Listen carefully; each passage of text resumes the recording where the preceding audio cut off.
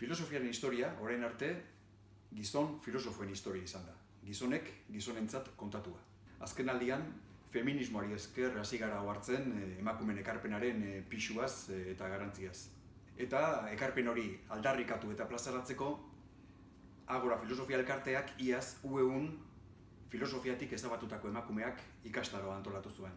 Ikastaro horretan emandako hitzaldien edukiak bildu dira zenbaki honetan 11 artikulutan. Aldarrikapen hori esker, lehen aldiz Araban, Bizkaian eta Gipuzkoan, batxilergoko filosofiaren historia ikasgaiaren eta use autoprobaren gaitegietan, bi emakume filosofo sartu dira.